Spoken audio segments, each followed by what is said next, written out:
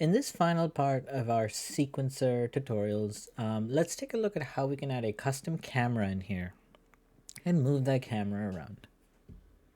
So to start, adding a camera is fairly simple.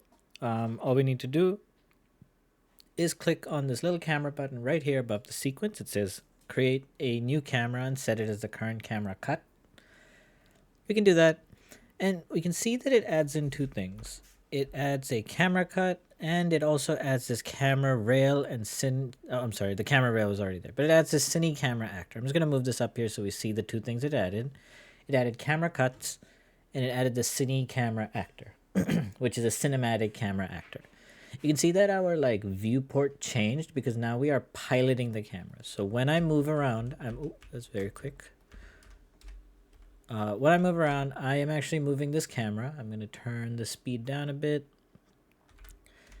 And I'm controlling this camera. If I click this little button here that says stop piloting camera, you can see if I move back, that's the camera I was piloting right here. If you want to pilot the camera again, you can click this button. Now we're piloting it. And you can see that when I move and I look somewhere else, my camera has moved there. So piloting the camera becomes like a way we can control it in first person. It's just a little more convenient a lot of times to pilot the camera rather than move it around like this, rotate it, and use this tiny viewport. Instead of doing that, we can just pilot it and we can use it like that. For now, I'm just going to eject out of my camera. And I'm going to make sure to reset my camera's rotation. It was slightly tilted there. I don't like that.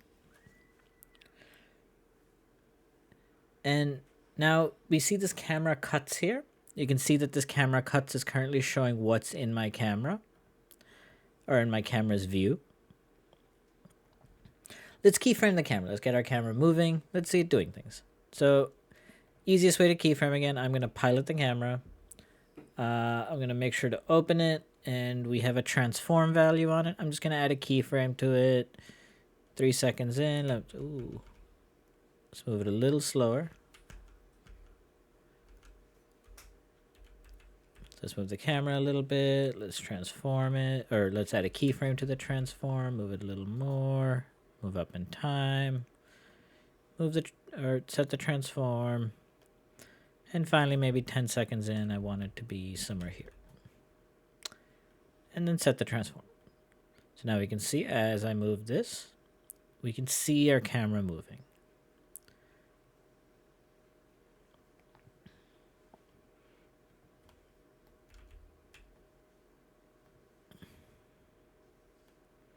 Okay, so this is kind of what I want my camera to look like. And really, that's all. Once we hit play now, and I move into this, you can see Unreal takes control of my character.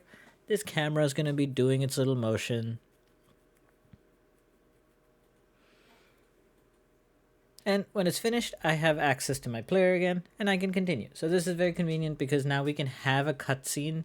We can have the camera be a custom camera. Right now, you can see when I move my timeline, I don't see that camera moving. That is because I'm not piloting this actor. You could either click on this actor and then move this playhead around, and that moves our camera. We can see it there in this little preview window. Or if we pilot it, we can see it more fully what we're doing. We can also have more than one camera, and that's what this camera cuts represent. So let's say I add another camera in here. So now I don't just have Cine Camera Actor, but there's Cine Camera Actor too. Let's just move this up here.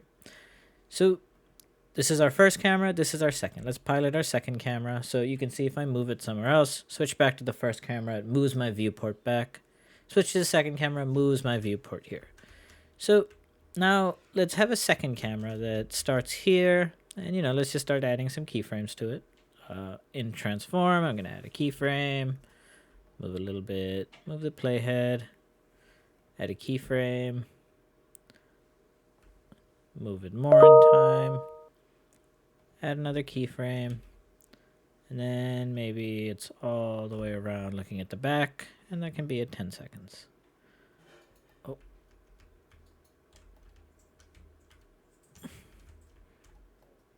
And let's add another keyframe. So now when I move this around, you can see this is what this camera is doing. Those first two keyframes didn't change. Let's just do that. Let me re-add this keyframe. Same thing with this one.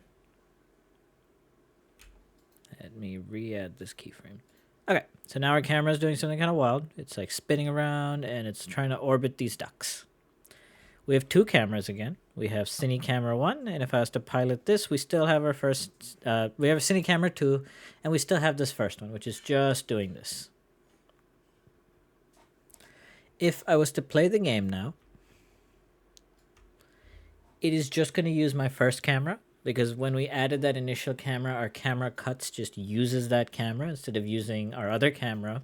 When we add it, it's just going to use the one, and you can see it played that entire cutscene out. So we need to tell Unreal when we want these camera cuts to happen. To do that, it's as simple as going back to our editor, or our sequencer, and we currently see that our camera actor, you can see the name of it, it says Cine Camera Actor, so that is taking up our entire 10 seconds. Well, I want to have it cut to my second camera, let's say 5 seconds in. All I do is move my playhead there, I click plus to add a new camera cut, and I just pick Cine Actor 2, which is the camera that I want it to cut to. Now we can see that it says Cine Camera Actor, and then it says Cine Camera Actor 2.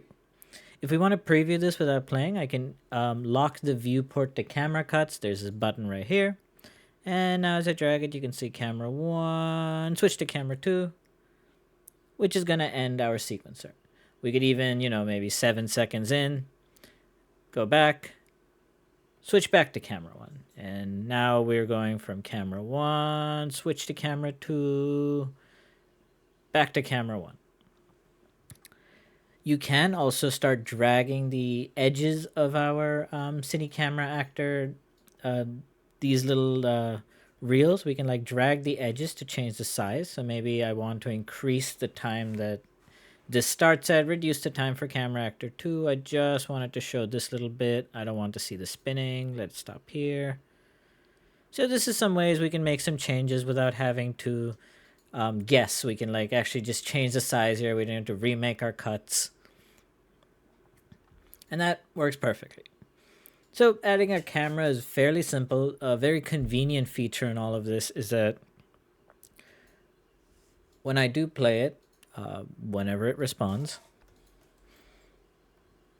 Okay, there we go, it worked. So when I do play it, the one convenient thing is we can get in there. It's going to play our animation. Right now, I'm not using my player's camera. I'm just seeing the cinematic camera.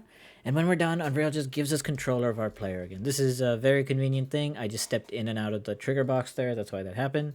But we'll be able to control our player. We'll be able to move them around. And we can continue playing the game. So when your players finish the level that they're in, we can play this ending sequence. And then they're allowed to move on to the next level. I'm sure you guys can think of games where this has happened. This is a very common thing in games where we enter a trigger box, you complete some sequence, it plays a cutscene, and then you can play the game again. This, at least in Unreal, this is how we do that. We use a sequencer. When the player does some kind of action that we want the sequencer to start, we play the sequencer. Oftentimes, we will be using these cinematic cameras to create cuts. And then when the sequencer ends, we can let the player continue playing again. These cameras that Unreal uses, they're very similar to real-life cameras. So if we look at them, there are so many options here. We have options for the lenses. You can change the focal length. You can manually focus them. In fact, we can keyframe this if you see. We can change the camera's aperture size. We can change a lot of settings that basically relate to a real-life camera. And again, this comes to the fact that this tool is not only used for video game cutscenes, but also a lot of advertising, architectural visualization. And Unreal is really growing in its use cases. So that's why our cameras have so many options to them. Worth looking into for games, not super useful. But, especially in your game art classes when you want to show off your art that you've made that you spent so long on, it's worth taking some time to like set the camera's focus as you move it along. Get a nice depth of field effect, and you can achieve all of that within these camera settings, and we can even keyframe them. If you have complex animations and you need to change those settings, you can do that. The only other thing I want to note is down here we have post-processing. This is just a way of adding a little bit of grittiness and some effects to our camera. Let's just take a look with Cine Camera Actor 1. We have a bunch of post-processing effects. Like I said, we have the lens itself. We can change a lot of things about it. But we can do things like we can add film grain to our... we can add a film grain effect to our camera. We can add reflections. There's the film grain. We can add the intensity up. It's a little hard to see, but it is there on the screen. If I play it, it should be slightly more visible, I think. It might be a little hard to see, but there's now a small stuttering film grain effect on this camera. And again, it's a subtle way of adding, you know, a little bit more complexity to our camera.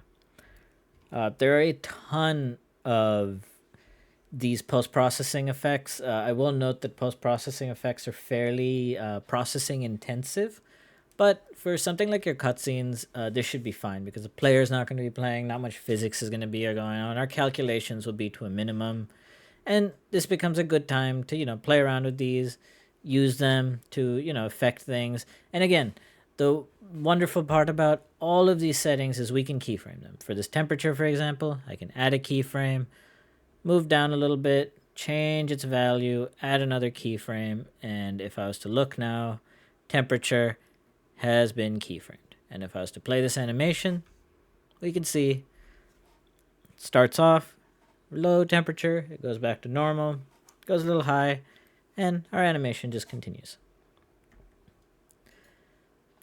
So this has been a quick 3-part look at how to use Sequencer. This is really just the basics of Sequencer, and I've just scratched the surface with it. There is so much more we can do with this tool. And when it comes to making games, this is one of the most fun tools to use in Unreal, especially for people that are artists, because you might not want to put code into your game, but you can use Sequencer to, you know, get some nice camera movements and really show off the art assets that you guys are making. But yeah, this has been Sequencer. I urge everyone to not just do the things we did in this tutorial, but start playing around with it, Googling things about it. There's so much in this tool that we haven't gotten into. But thank you for watching.